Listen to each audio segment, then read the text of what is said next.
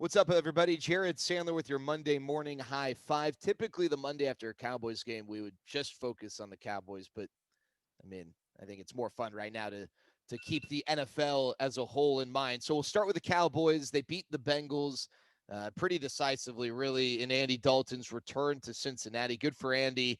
Uh, Andy Dalton is an okay quarterback. He's definitely good enough to be one of the 32 best quarterbacks in the NFL.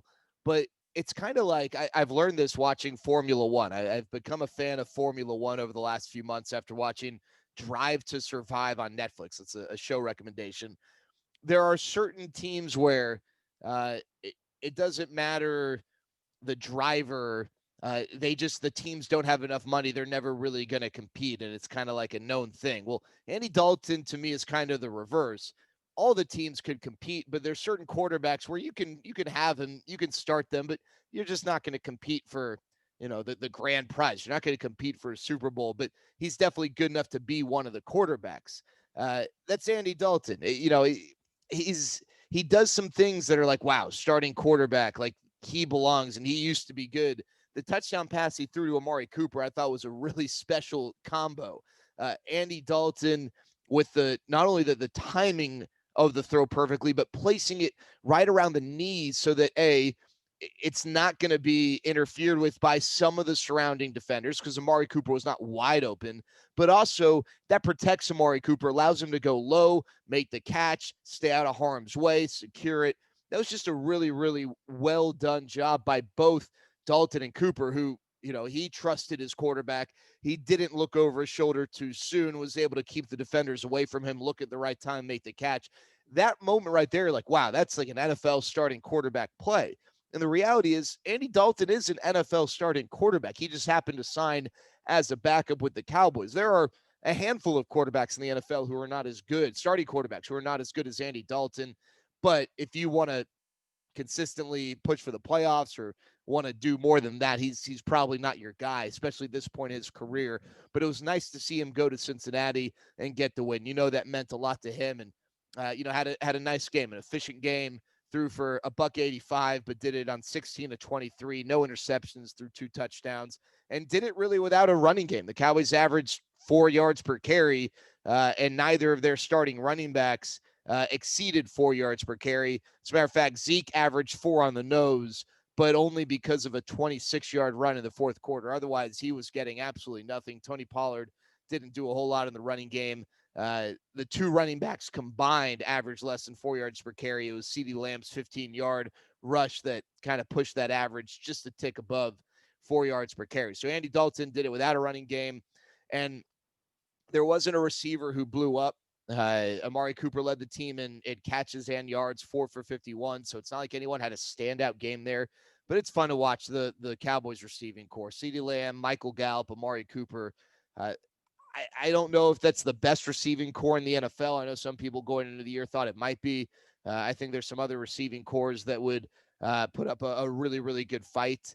I think Cowboys receiving core is probably top 5 in talent, although I'm not sure if it'd be top 5 in production. A lot of that has to do, of course, with the quarterback carousel due to the injuries. But they're fun to watch. The versatility they have together, that group of three. Individually, they can't do everything, but as a group, they pretty much cover everything. And Amari Cooper gets a lot of grief. Going back to the Philadelphia game last year at the end of the season and being on the sideline in a critical moment, he's just a stoic guy. But Amari Cooper, in the face of a lot of quarterback uncertainty at times, dealing with a week of Ben DiNucci in which he had one catch, and going from Dak to Dalton. I mean, he's still going to have a 1,000-yard season. He probably, we got Cowboys have 3 games left. Probably won't get to 100 catches, but we'll get in the 90s. It's a really, really good receiver, and his route running is really fun. All right. One thing that's point one as we get to point two here in our high five. The Bengals loss was in part because of turnovers early. That set the tone. They lost 3 fumbles all in the first half. Uh, I mean, we don't need to have a discussion on whether or not the Cowboys defense deserves credit for it because like the butt fumble part 2, I don't know that they deserve credit for it. Congrats to Aldon Smith for being in the right place, the right time, being able to return that for a touchdown. But the Cowboys defense didn't really do much to force it. And that's not a knock on them. I don't know how often a fumble truly gets forced by the defense in a way where they really deserve credit, as opposed to just you tackle a guy, your helmet happens to be in the right spot, and the ball pops out. That's not really credit to the defense. That's just kind of good luck. Charles Tillman would create fumbles, punching it out. There are times when the first tackler slows up the runner, the ball carrier, and the second guy comes and knocks it out. That's credit to the defense. Those plays are great. But this leads me to point two. Gio Bernard fumbled. See ya. Travion Williams fumbled. See ya. Samaje Perine now in the game, and you're on your third running back. Zach Taylor effectively benched those guys. Gio Bernard came in as the starting running back, clearly because they felt like he was the best running back, and he barely had an impact on the game. Travion Williams, then I guess your next best running back, he was benched for a series or two or whatever the case was. I don't want to use Cincy as like my only example here because this happens around the league. And the reality is the difference between Gio Bernard, Travion Williams, and Samaje Perine is probably somewhat marginal. But we see this around the league, and I don't understand it. A guy fumbles, a coach benches him. Why? Why? A lot of times a fumble is just arbitrary. Again, it's bad luck. Now, there are certain guys who control the ball, handle the ball better than others. All right. Derrick Henry doesn't fumble a lot. Gio Bernard hadn't fumbled since Vietnam when he fumbled yesterday. He obviously does a great job of taking care of the ball. Someone like Ezekiel Elliott this year, not so much. But players know that it's bad to fumble. Well, I understand benching a guy for showing no effort. He needs a wake-up call for missing assignments or whatever. Get your head in the game. But a guy, especially a lot of times when it just is kind of bad luck, I don't understand benching a guy when they fumble. They know they screwed up. Why are you taking your best player off the field? Like if Derrick Henry fumbled and Mike Vrabel benched him for 2 series, what the hell are you doing? Why? I mean, Mike Vrabel didn't do that. He wouldn't because he's a good coach. But I don't understand that. Let the guy get back in there. The other thing is if you bench a guy after one fumble, all right, you're taking your best player off the field for a possession or two, and chances are after a fumble, maybe your team's losing or just gave up points, because of a turnover. You're also now creating this zero tolerance thing, and now mentally that's not going to help. If a guy fumbles twice, I get it. All right, hey, you're having a bad day. Let's clear your head.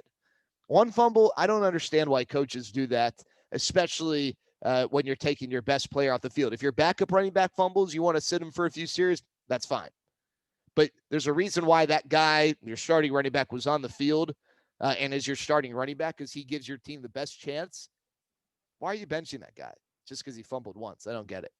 All right. The NFC East is now in the control of the Washington football team. And I'll be honest, they do look like the best team, so long as Alex Smith is their quarterback. Dwayne Haskins came in for Alex Smith, who got hurt late. Dwayne Haskins looks clueless. He almost single-handedly cost them the game. He got lucky that some of his fluttering passes were not intercepted. Dwayne Haskins looks absolutely clueless. I'm glad that Dwayne Haskins was in there for a win. He seems like a good kid, not a good quarterback. But the football team has a 1-game lead over the G-Men and a 1.5-game lead over Philadelphia because the Philadelphia's tied. But the football team looks like the best team right now. They also look scary moving forward. They've got a window because they've got 17 unreal young defensive players in their front seven. And eventually those guys are going to start commanding big bucks. And in football, you just can't keep everyone. But right now they've got a window where everyone is there. They've got all those guys. Chase Young. They got Jonathan Allen, one of the guys who's not so much a young guy, who's around. And you wonder how much longer he has left being super effective. But Ryan Kerrigan, and we'll get to Chase Young in a second. You also have Daron Payne, Montez Sweat. I mean, this is a really, really good team. Cole Holcomb, by the way, a linebacker who, no one ever talks about. I think he's had a good year. They are a quarterback away. Now, they're not perfect offensively. They could improve their running game. Terry McLaurin's really good. He could maybe stand to get some help as another good receiver. But they are a quarterback away from being what we would maybe consider a Super Bowl contender. And I just wonder if they're going to be able to find that quarterback in time. Alex Smith is a great story. I don't know if he's that type of a quarterback.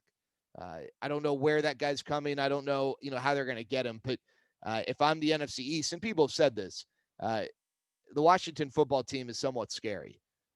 But thankfully for the NFC East, I don't know that they've got that quarterback that really uh, forces you to have nightmares. But that defense certainly will. And Chase Young yesterday might have been the best football player in the NFL. I mean, he might have had the best single day in the NFL. I guess Derrick Henry was outstanding. Uh, you know, Obviously other guys were really good, but Chase Young's dominance in that game was really impressive. Uh, Joe Burrow was the number one pick, and because of Cincinnati situation, not going to knock him there. And Joe Burrow probably is going to be really, really good. Uh, Chase Young might end up being the best defensive end out of that Ohio State trio of Bosa, and Young. At least if he plays like he did yesterday, he's really starting to figure it out. Got off to a bit of a slow start this year. He's really good. All right, number 4, older quarterbacks. You got Brees, who will be back soon. You got Rivers. You got Brady. You got Aaron Rodgers. One of those guys probably is the front runner for NFL MVP right now, and that's Aaron Rodgers. I think with Patrick Mahomes' game yesterday, you can make a strong case that Aaron Rodgers should be the NFL MVP, which is impressive because the last 2 years he quarterbacked, he didn't look that good. The reality, he was kind of, there are a lot of numbers where he wasn't even in the top 20. Now, Patrick Mahomes leads in yards. Aaron Rodgers has a better completion percentage than Patrick Mahomes. From a touchdown standpoint, Rodgers, with 3 touchdowns, no interceptions, now is the most touchdown passes in the NFL. And with 4 interceptions, he also has fewer interceptions than Patrick Mahomes, who's got 5. The QBR, Aaron Rodgers is edging him out by 1/10 of a point. I think it's at least a fair debate. Whereas, a few weeks ago, we'd say, oh, it's Russell Wilson and Patrick Mahomes, and then Patrick Mahomes separated himself. Aaron Rodgers is having an outstanding year. You know this, though. This isn't news. I'm going to say this. I think the Colts with Phillip Rivers, playoff team, that's a really good team. They got a really good, well-rounded roster. Same with the Saints. Same with the Bucks. As a matter of fact, I'd say that those 3 teams' overall rosters might be better than the Packers' overall roster when you look at what the Colts, the Saints, and the Bucks have defensively. But those are 3 teams I don't trust to win a Super Bowl with those quarterbacks. They all have their limitations that Aaron Rodgers doesn't yet have. Phillip Rivers has the blow-up potential where he'll just throw you out of the game sometimes with the decisions. He's been really good lately. Hasn't looked like it. But I just have a tough time trusting Phillip Rivers. Tom Brady had a nice deep ball touchdown to Scotty Miller yesterday, but he's really struggled in that regard. And Drew Brees, I don't know if he can throw more than 5 yards. So those are 3 really good teams, the Saints, the Bucks, the Colts, with 3 guys historically who have been outstanding quarterbacks, 2 shoe-in Hall of Famers. The third, there's an argument with Phillip Rivers. But out of those 3 guys, there's not a single one that I really trust to make a deep run in the postseason. Now, the reality is, if all 3 of them are going to be in there and 2 of them are in the NFC, one of those teams is going to make a deep run. I don't think any of those teams are going to make the Super Bowl, and I think, in a weird way, the quarterback is going to be a big reason why. Whereas with the Packers and Aaron Rodgers, they don't have as well-rounded of a roster.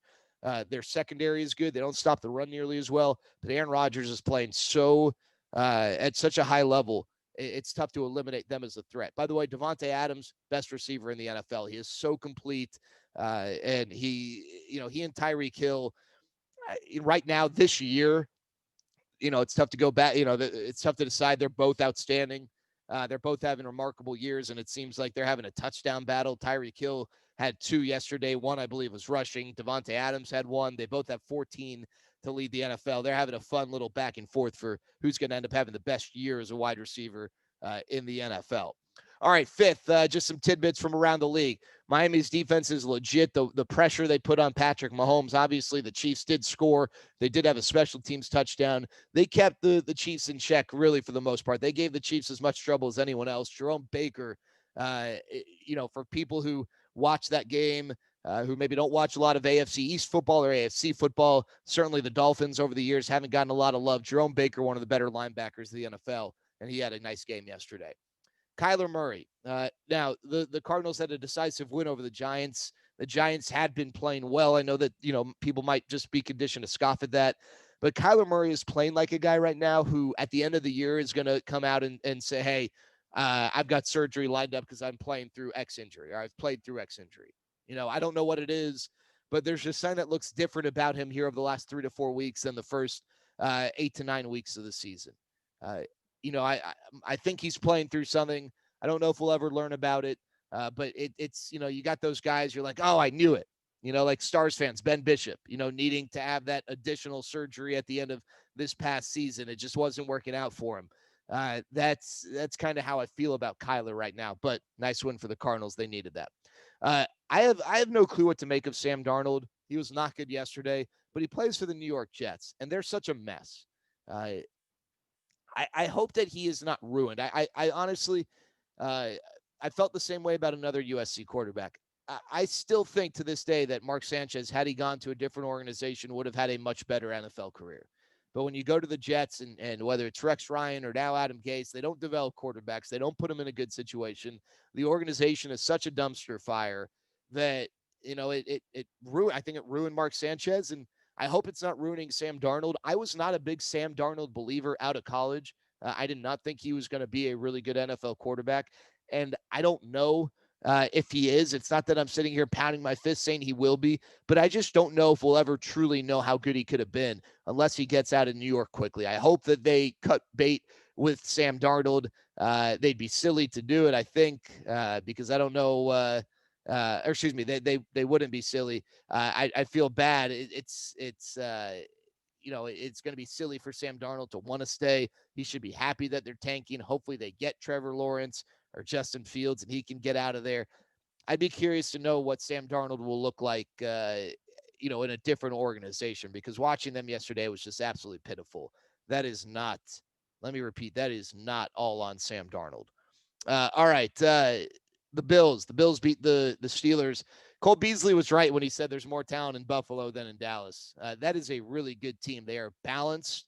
Josh Allen is playing at a high level. What's really exciting, I think, for Bills fans, there's a lot to build around. This is not a team that they're built for 2020, but not sure about beyond. They got a lot of young talent there on both sides of the ball. Tremaine Edmonds and Ed Oliver. You got Stephon Diggs, who's still pretty young.